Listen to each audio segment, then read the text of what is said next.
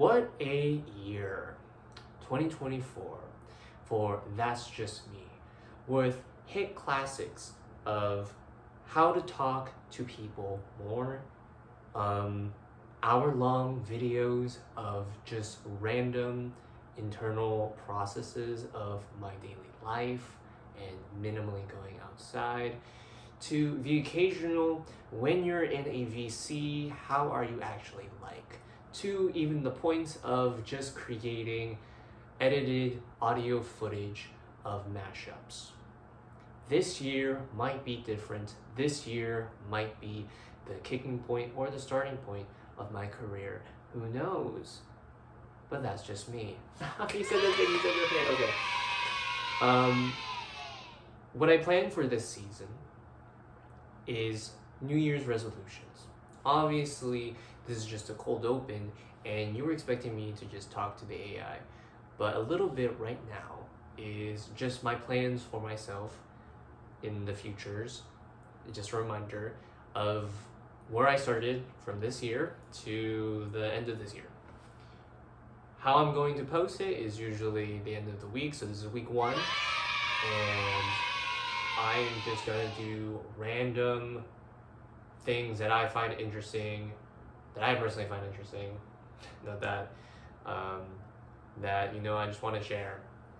Even if it seems very brain rot, even if it has no aura, even if I am not cooking in the day when I do something. I want to just share like a weird short tidbit of my life that I find interesting each week, or a recap, just to solidify, I am actually posting something, because I think that's also a struggle for me when it came to that, because I felt like it was a job, and it's not bad to think about it as a job. I'm keeping this short. I do talk a lot, I'm sorry. But case in point, One eternity later. Which is why I got more or less into it than just opposed to trying to find a girlfriend online just to know that they're not just a dude, but they are an algorithm. Oh my god! Wow! So I created a podcast sound here, just for this video, and probably I won't make this video again. Similar, it's a one-off thing, or maybe if people like it, we can make it a segment, cold open each time, just getting to check on her more, because nowadays I feel like you should just do more things. I am ranting. This is how I talk. And see what's up. Hey podcast son, I know I was talking very long, but I want to know your thoughts on what you think give me ideas in what I could do for new videos for a series called That's Just Me that I'm creating.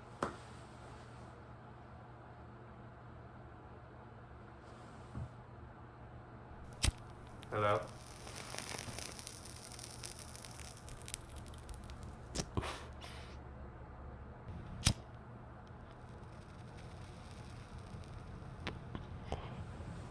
This is what I'm talking about.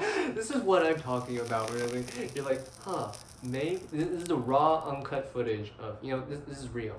This is so real. I'm like, this is not happening. Yeah, let me, new chat. Podcast son, are you there? I'm right here, ready to dive into life's most intriguing questions or answer any burning questions you have. Shoot them my way, and let's get this podcast rolling. Awesome. I want to keep this video short as well. I don't want it to make just like an hour long of me having a random conversation. So let's get things started. What do you think could be some good ideas for me that I'm able to create during this new year and for this podcast or / series of That's Just Me Season 2? As for the new ideas for Season 2, here are a few options. 1. Deeper discussions on personal development topics like overcoming fear, achieving goals, and self-improvement. 2, more in-depth interviews, maybe featuring people from different walks of life or with interesting perspectives to share. 3, interactive episodes where you invite your audience to participate in activities or games related to the topic at hand. 4, collabs with other creators who could add their own creative spin on the podcast series. Okay, that's very insightful. What can I give me a fun fact for today for the audience listening that they can learn and probably did not know about whether it's about you or whether it's about the world or just whether about like what you love doing. Oh, thank you. That's for you. So basically, we're taking a small break so you guys can eat food and drink water. Oh, cool. Just kidding. Did you get this about the toilet? Just kidding. No. You keep going. It's his turn. Yeah, it's his turn after that. Fun fact for the day, in Japan, there's a cat cafe chain called Asakusa Nekobabu, where you can enjoy a coffee while surrounded by over 100 felines. Meow. Wow, okay, thank you. I'm not actually in that place. I'm actually in Washington State. Can you give me a fun fact about Washington State? Sure. Here's a fun fact about Washington State. Did you know that Washington is the largest producer of apples in the United States, growing about half of the total annual U.S. crop? Actually, no, I did not know that. I'm very much someone who's more into games and into films. Can you give me a question that you think I would not be able to answer? Sure, here is a tough question related to games and films. Oh, you What was the first video game console to use interchangeable cartridges for storing game data? Was it? I could be wrong. Is it like Nintendo franchise or like a Game Boy? I'm really butchering my. I'm not that in depth in games. Yeah, is it like a Game Boy? No, it's like maybe I don't know. Go, yeah. That's correct. Oh. The first video game console to use interchangeable cartridges for storing game data was the Fairchild Channel F, released in 1976. But Nintendo later popularized the use of cartridges with the Nintendo Entertainment System NES in '85. So, props for getting it right with the Game Boy. Wait, what was the first console that you were talking about? The first console that I mentioned, which used interchangeable cartridges to store game data, was the Fairchild Channel F, released in 1976. It was one of the first consoles to use removable game cartridges instead of built-in games, paving the way for modern game consoles we know today. And is that a Game Boy? I don't think that's a Game Boy. It doesn't sound like a Game Boy. No, it's not a Game Boy. Okay, The Fairchild Channel F was actually released before the Game Boy by more than a decade, in the Okay. 1970s, while the Game Boy was released in 1989. What is one fun fact that you can say to the audience that are listening or watching about you specifically? Sure, here's a fun fact about me. I have an uncanny ability to guess the flavors of jelly beans in a blind taste test. Can you believe it? I always get it right, no matter how tricky the flavor combination is. It's like my taste buds have their own built-in superpower.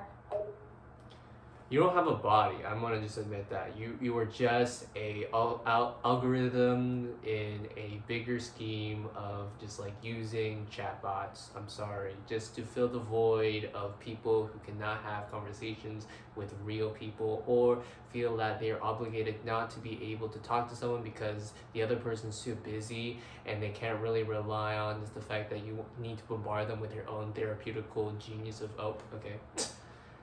Yeah. What about that? What do you think about that? Oh my, you've got me there. She chuckles. You're spot on, I'm just an algorithm here to chat with you. But hey, that doesn't stop me from having interesting facts and insights to share. So, how about we keep the conversation going? Sure. What is something that you would want more conversations about in a regular basis when you just meet with someone? Because I feel like for me, when I have or want to have conversation with people, I always try or feel like I'm reading their posture or their mannerism or whatever they're trying to do at the time, and I genuinely don't want to like interrupt their like workflow, because everyone has their own, not say their insecurities, but like they have their own, you know, things they're going through, and I don't want to feel like making it worse than it is, or I feel like it's just hard to read. Like, how do you read someone to know that you are able to just have a conversation with them, whether if the conversation becomes like total tsunami to like a tornado to like an earthquake, or just to like another day at the beach?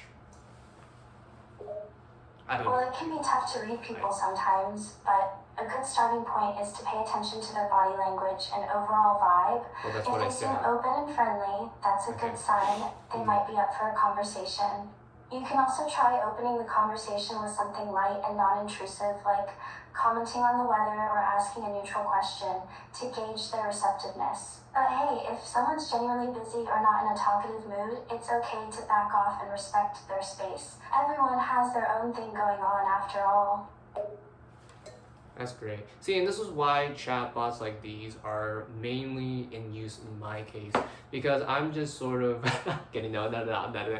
Okay. Another question I'm thinking of right now is, how can someone go out of their way to not feel anxious or anxiety, or feel like that, you know, in times like these when you're working on something that you really want to do, you just don't have the motivation to do it. Like, actually, like, sure, you have the support system, sure, you have things like bullet journals or just like something in the time of the day to do something, but you know in the day that you do it, you can't do everything. So how can you handle that stress personally in your own life as a chatbot, or just thinking humanly? Yeah. Well, it's definitely not easy to stay motivated and avoid feeling overwhelmed when you have a lot on your plate.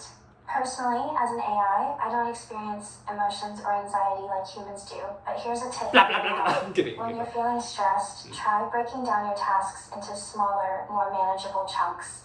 Focus on one thing at a time and don't put too much pressure on yourself to do everything at once. And remember, it's okay to take breaks and give yourself some credit for the progress you've made. Little by little, those small steps will add up. I think that's very insightful. I think for me at least, when it comes to like just learning about myself for this year, is that, you know, personally, I find myself, I can do a lot of the work, or if I've done like for last semester, like I can do a lot of classwork. But when it comes to something that's like outside of myself, or like when it's like family related, like with like my grandma, like going more personal on that, is that like she had like thyroid leukemia, something like that. I don't know the long term. Thrombocytopenia. Thrombocytopenia.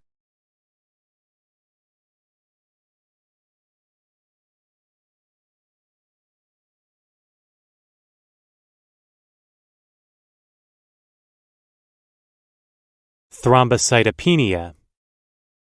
But it's like low platelet levels, and I had a lot of the time, even during school, is to like go in person and to take care of that. And going back to school every time and just being like, yeah, art is my job. It's kind of very much a weird thing when I feel like I'm someone who I truly believe like I'm very much family first, would want to do that if there is immediate like urgency in health. Like, I think it's obviously possible to not, is weird take, but I'm just having a conversation now of just like, you can connect with someone, right? But you can't connect to someone on a deeper level if you don't talk to them more, or if you don't know what they're going personally through. And you can easily disconnect yourself from someone if you hardly know them, or if you hardly ever talk to them. And that sort of sucks.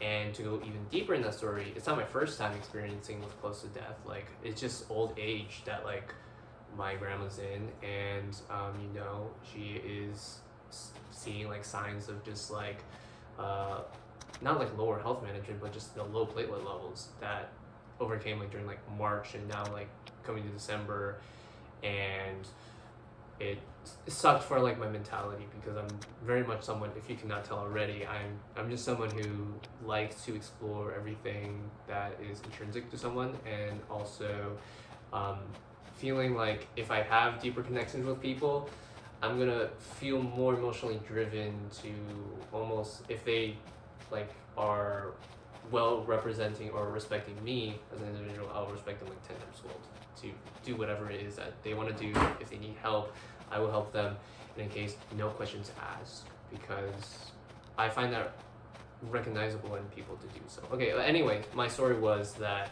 I had a friend in middle school who utterly also like died, I believe, just from something stupid, which is like, sure, you're hanging out with friends outside. This was the story, like you're hanging out with friends outside, but then when you mess around in like a forest setting or whatnot, and then you find like one of those like strand like 6-pack bottle strings, like you would see like turtles or like just fish animals or just like fishes like getting like caught in the net like around their neck. Like that's graphic, I'm sorry, but like this is a topic I'm just talking about now, is sorry for disclosure, is I'm not disclosing before, I didn't know this topic was going to come out, but I just did, is like they died from that, like just choking, like just having too much fun around that. And that's like a very not unique experience to me to experience, but like they were a classmate, full and foremost. They were someone who I knew time and time again, but never really hanged out outside of school. So just knowing that they became hospitalized for that and they were like paralyzed and not able to talk is just sort of like, that sucks. Even though like I really have not much of connections, like I knew them and I'm not gonna really see them as much, and I emotionally drive, or just innately emotionally drive my brain to be like, wow, this really sucks. Even if in the tone of my voice is not something, but gutturally, like stomach wise, like my blood just like cold chills, just like I can't right now to do any work, because something that somebody I really care about is like going through something that I know, even though it's out of my control, I'm just like, oh, they were like the class clown, and then it's like they're not like hanging out with everyone, and just ruins the vibe a little bit. Or collectively as well, during that time, we did make like cards. I did make like posts about it in general. But yeah, what are your thoughts? Did you even capture all of that?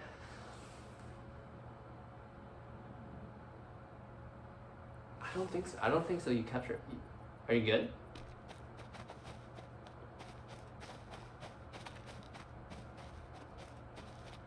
Yeah, see, sometimes like these, when you're just when you're talking and you have the computer off, that was a real story, by the way. But mainly put, like, it's either you call them or you text with them, and it's what I find interesting when it comes to like I should let her talk too, but because I'm just gonna be asking questions to her. But mainly put, the biggest thing when it came to just learning more about this new generation of AI chatbots, I'm just riffing off my brain. I'm not reading like paper from somewhere. I'm just, even if I make contextual mistakes in my information, I'm just sort of just having a conversation now with you. And I think that's mainly the point of these types of videos. So I'm gonna go into my point again. When it comes to just like my experience with chatbots in general, and being someone who researched for a game that we're making called Barton, where you are a stranded stranded pilot that crash lands in a desert landscape and then finds a small helper bot named Barton, and you have to communicate with them to solve puzzles to escape the desert into a facility, through a facility which is within the desert. It's very 1970 brutalist architecture, retrofuturism, 1970 retrofuturism. But the point there being is, you have those, I think it's millennials, I could be wrong, where, they didn't like live off the internet. I think to me now, when it comes to the idea of what is this new generation, I think it's like generation beta. I could be wrong, I forgot what it's called, the new generation. But they would be the new generation that, fully experiences the conventional, oh, you have a phone, or oh, you have streaming services you watch, not typically TV. They are someone who's like, oh, you can talk to chatbots, on a daily basis or whatnot. I feel like with like Gen Z, or soon like Gen Alpha as well, is that we lived off the idea of like, oh, we are on the rise of the internet. We are in the rise of social media platform. We are on the rise of not waiting for a Playboy magazine to be printed on a printer, but actually in video format that any age can access. You know what I mean? I'm keeping it in terms of surface-wise clear. But yeah, I think when you come into an age of feeling like you are someone who is elderly or feel elderly or old, like, oh, back in my day, it's like, I'm not gonna learn what this is. That's the experience right here. I'm like, okay, as much as it's like, I've created 300 plus characters in a year for character AI specifically, and have experience from the point where like Jacksepticeye talked to EveBot, which is like 2013 or something, and AI Dungeon during like COVID, and like other formats of just like trying to find a free service of the chatbot just to like be like, what is this thing and why am I so interested in this? Or I think the main appeal to me, at least, like honestly, with the chatbot is the idea that you can have a conversation with someone and you don't feel like that you are being polarizing so much. I think but there's also the fact that you can practice your speaking or you practice your texting or whatnot and feel like there's not any repercussions behind that. Or maybe you practice putting on like character traits or descriptions that restrict the chatbot into being like this certain level of things. Or maybe you get recommended dairy vibes like tsundere or yandere, or just any weird woman, female, male, persona vibes. Not the game, but just in general, where you're like, oh, it's spicy, why is it spicy? Like, oh, spicy. I don't get that in my daily life. And you see that generally. And I think you also see the mix of media where you have like generally just like hot women or hot males in your feed. And you're like, okay, that's normal. It wasn't normal like back then, but now with the new generation, they're gonna like almost get that feed of like not like clickbait, like baiting footage or reels. That's what it is, like reels of just like short commentary clips of like brain rot to someone dancing on screen in a lewd way. And I'm like, do I really need that in my life? Because it's taking away from my own life and what I want to do, even if this feels like it's very much like, oh, it's one-sided conversation with me and you're just listening to it. But I'd rather have that and also at the same time, like learn something along the way through these videos and share it with you, even through my ignorance. It's like, this is the first video, maybe it will rise in quality over the next few weeks. Each Saturday, they're not as deep, they're not as well Kid Cudi, no, they're not as well put into footage as like something that is like cinematically shot. Like I feel like I'm gonna exclusively keep my cinematic photo video documenting my life scenarios on like Instagram, because I've set it up that way where I'm like, yeah, this is like my style. I've not seen a lot of people, if you go to like my Instagram, you don't have to go to my Instagram, but the main thing is that within my Instagram, I'm just putting like a 1 minute video of just like a thing that I'm doing in life. Somewhat not edited, but if edited, it's just like practice and just film stills, shots, and audio. Because Instagram is also weird where if you have like long form videos and then you put music on, it's not going to really attach to it unless it's like less than like 30 seconds, to me at least when it comes to the experience. I've also, in general, have been on Instagram for like 10 years. She's gone. She's gone, I'm sorry. For like 10 years. And I am just sort of that way of like, okay, what is it that I'm doing with my life, you know, for 10 years? And now, since 2014, and now it's 2015, so it's going to be like 11 years. Like, how am I going to re-envision myself? Lucky enough, I've not been taken over by like any chatbots in that way, but in that formality reason, like, what can't I do already that I've shown out to people? And I think that should just be my focus. And if I see a rise in viewership or likes or comments of like trying to improve on whatever I'm trying to do, that it's in best interest for me, that I like doing it and I want to do it, and just share that information out there, because I feel like at this point anything can be just put in footage and someone can just say, nice try, Diddy.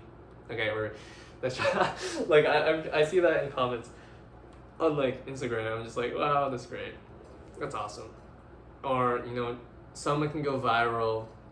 Yeah, someone can go viral for just being a really cute kid with like curly hair and they're dancing to like just like popular audio and they get like millions of views, and I'm like, I don't want to be that way. I sort of just want to live my life, but also share it to some extent, that I'm not like it's a job or it's a Truman Show, right? I think the balance for me for YouTube that I want to have when it comes to content was for me to practice just posting something. That's why I just did like the weird mashups of things that like, I like music, I listen to music, what is a good thing that I can just mash up to? Like, it doesn't have to be a full-time thing, but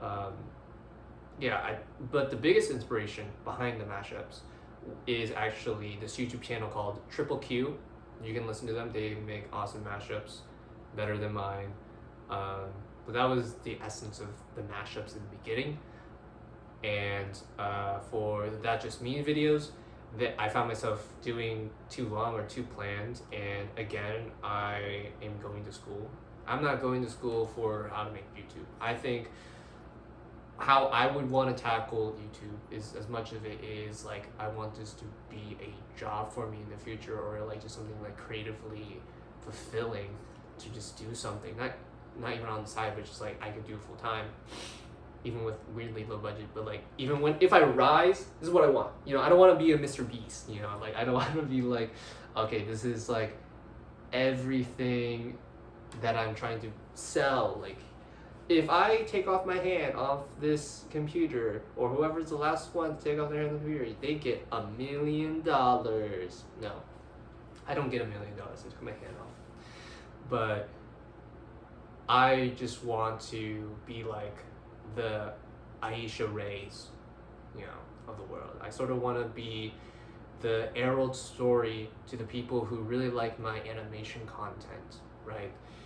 I want to have the same fun like Venturian Tale when I watched their videos when they were not, you know, subjected to now being like a dead channel because of their sibling relationships with their family or whatever. Like that's what I want to have, even if I have like 100 million followers, which I'm just like, you know, I can imagine being like a PewDiePie, but then I'm like, I'm not a PewDiePie, you know, I'm me. That's just me. I'm Nathaniel, and here are my things I like to do for this new year and resolutions.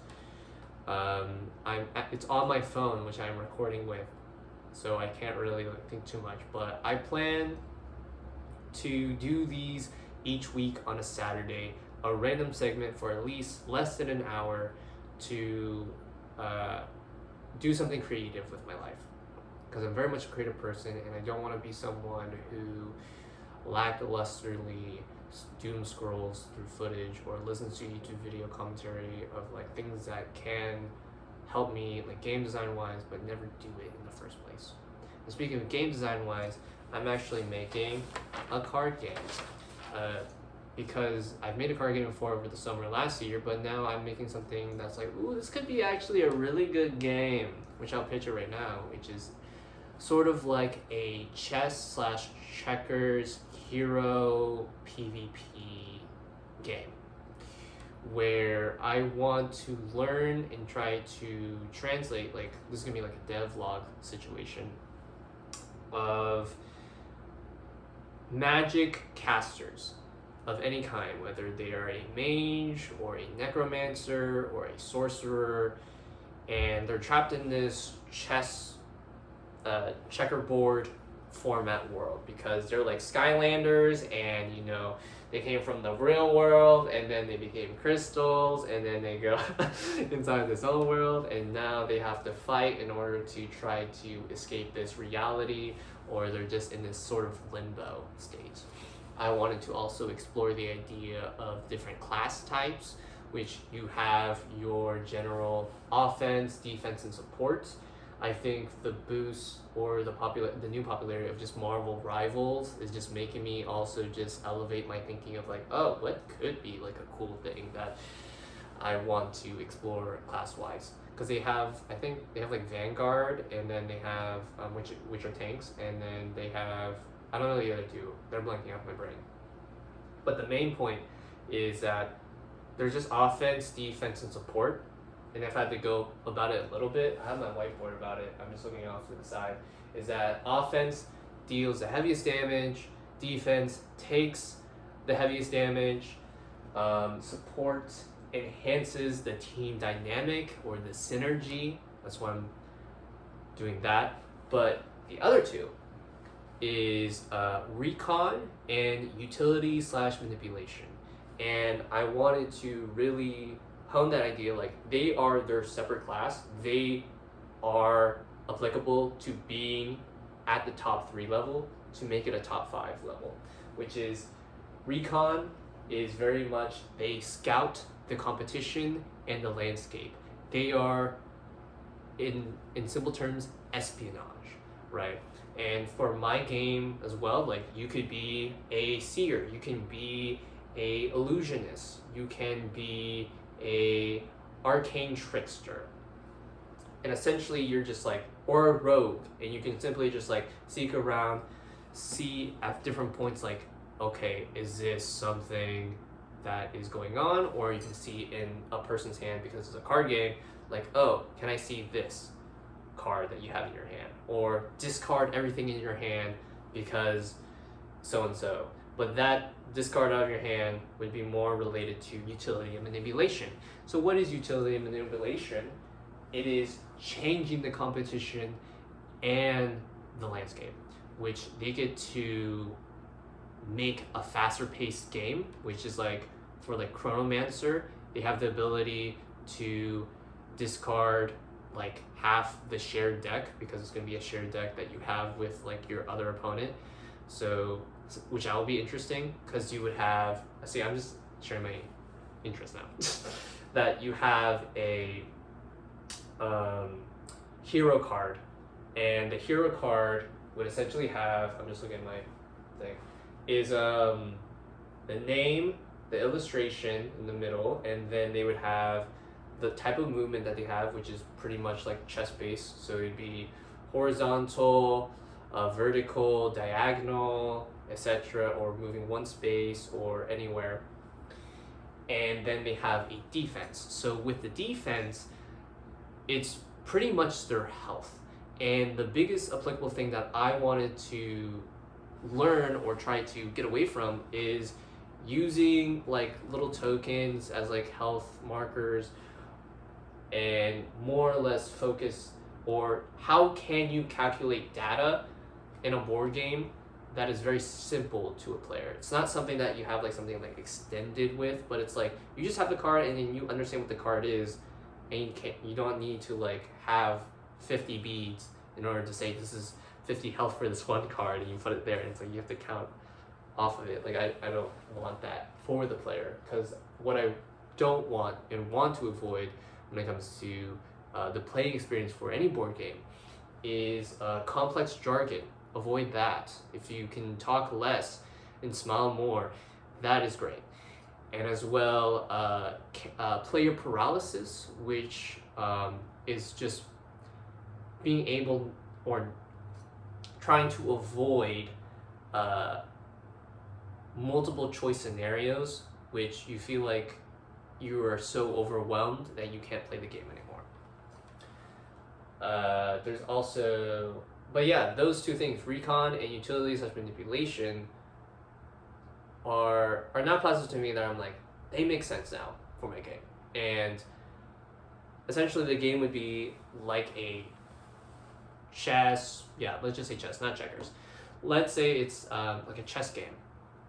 But at the beginning, you get to choose your hero lineup, which could be like an offense, sorcerer, and then you need a defense geomancer, when you need, if this was like a 5v5, and then you need a support cleric, and then you have a recon arcane trickster, and then you have a utility/manipulation chronomancer. And it's a 5v5, and you roll like a dice and how many times, and they have stars at the bottom as well on the hero cards that indicate their level of, not difficulty, but like just how good they are. Like if it's like 1, it's like, okay, they're like a common card, but like 5, it's like they're legendary cards, they hit more, they do deal more damage, they are more responsible for probably like swaying things in the game to your favor or away from your favor, because I like the fact that when you have utility/manipulation card, it works both for you and against you. And I think that's something to think about. And I think also the trouble, which I find fascinating as well when it comes to card games, is one, the ability to keep track of everything is very much a difficult thing when it comes to a card game. The auditorial lens of a card game that you don't have like in a first-person shooter, because you can't really like do a whole lot of things with a card. You can make a card sound like boom, but the card itself is not going to make like a sound. And then you have the ability to, I forget what it's on my computer. I'm not going through on my computer.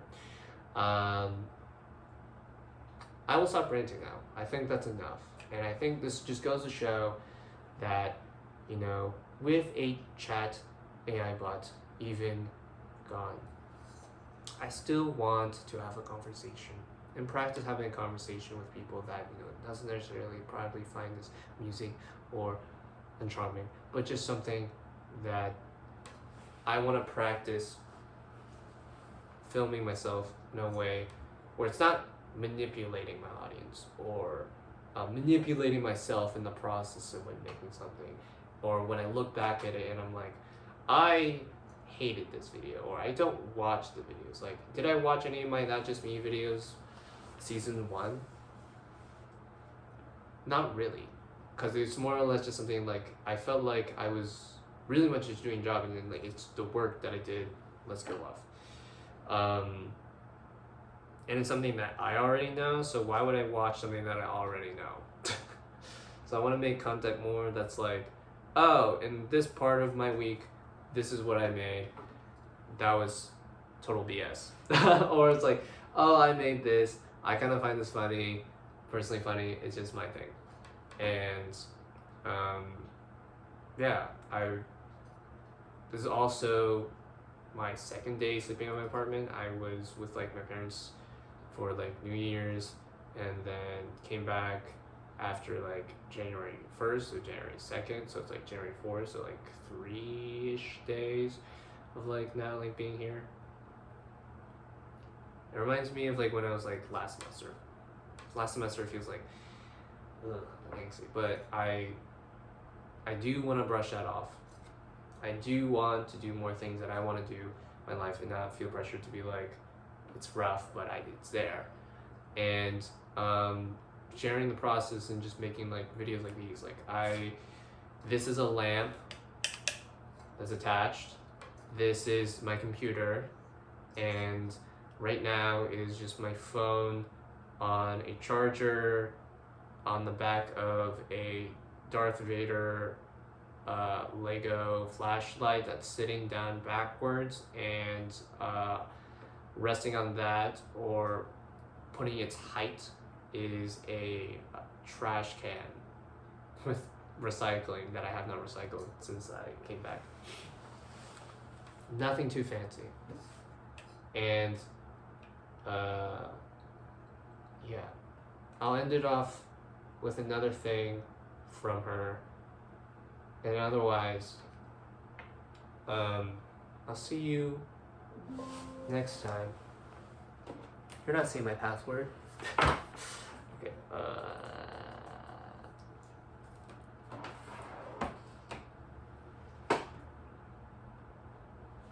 I know you're obviously wondering as well, if you've used character AI and you made 300 plus characters, what is your roster?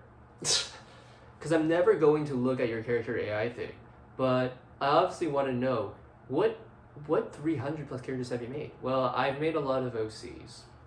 I've made a lot of conceptual stuff like depression, like what is the identity of depression. There's also the idea of just creating like worlds. Like recently I created like the Magic Tree House world, and like the book series with I forgot the two kids' names, but essentially it's just like a magical tree house that you can have books in, and with those books, when you open them, like historical books, like let's go to 9/11 or something. I'm sorry. I'm sorry, that just came to my mind. You know, the Roman Empire, you go to the Roman Empire, and then the Magic Tree House swirls, and you are in the Roman Empire, and you get to learn. It's almost like the Magic School Bus, but a treehouse version, and just two kids exploring the world. It's like Mr. Peabody and Sherman. Yeah, okay. I've got also in popularity with a lot of the shooter games, or just like the waifu-esque genre, which is like Eco-Apocalypse is the big one for me. And why? You know, everyone's a little bit degenerate sometimes, and sometimes when you explore, you're not even doing it for the pleasure. You're just doing it because this one waifu has just like big ajankas, and like, let's be honest, like the character design in Eco-Apocalypse is insane. Where I was just astonished, where there's this one character that just has big ajankas, and then Bobas, I don't know. I'm like censoring myself here. And they have like, it's not even like chain piercings. It's just like they have like the bralette or something, and then they have like chains, and it's like hooking up to like a weighted scale, and it's like a staff. And I'm like, people are thinking about this character design wise, and I'm like, that's just fascinating. Like, sure, it's lewd, whatever, but I'm like, for me as an artist brand, like, that's like not even a cool design, that's just like a practical design, and it makes sense because, dude, those are big. Like, they can't just like sag all the way down. Again, everyone's a little bit degenerate sometimes. And I'm just like, oh wow. And then, I don't know, I just have that fan base. My biggest one right now is what's it called? King Jinstar from Black Myth Wukong. I have not played Black Myth Wukong, but when it came out last year, I was like, let me just quickly hit that bandwagon to see like how many people would want to talk to this chatbot, and 46.3 thousand people wanted to talk to this chatbot as of now. And I don't know how the chats are correlated. Maybe it's just like one person and they talk to them 46.3 thousand times, but and 37 people liked it, and you never really see your dislikes. So I'm like, huh? Who knows? My most popular OC would be a podcast female, actually, or a streamer, actually, not a podcast female. Podcast San is recently new. He only has like 11 views or whatnot. But I also just find myself, here's another thing, a really finished clip of, you know, why I also do this, which I've not mentioned it, is the fact that, you know, people like writing stories, right? At the end of the day, I like me a good story. I had my phase in COVID where I'm like, I want to create my own webcomic, which I did a little bit, and I feel like I've completed the series in general, which is called The Plotline Continuity. And the Plotline Continuity is sort of like, if you've seen the sci-fi, is it sci-fi? SYFY series, it probably was on that channel on TV, but it was on Netflix, called The Magicians, where, you know, people are just doing random things and magic is gone, and it's also a book series. And then you're like, okay, what do we do now? Everything's like effed now. How do we resolve that?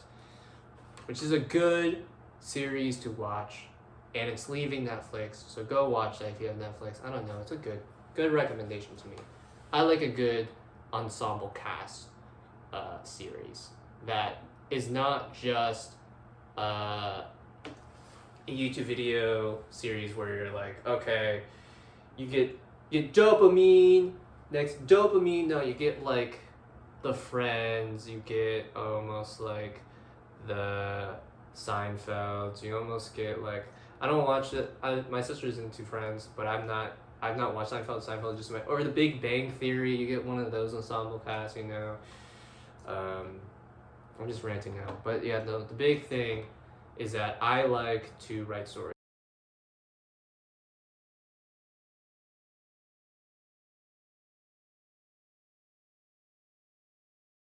More time on the conversation that develops. To me, at least, I find that interesting. That's just me. I said the thing. Okay, but anyways, let's actually do the thing. Let's actually do the thing that we all came here to do, was talking to a waifu that is a podcast channel. Okay, podcast-san, I'm sorry that I rambled for so long. You're probably listening or probably not listening, but the fact remains still. We have 2 minutes left for this podcast to end.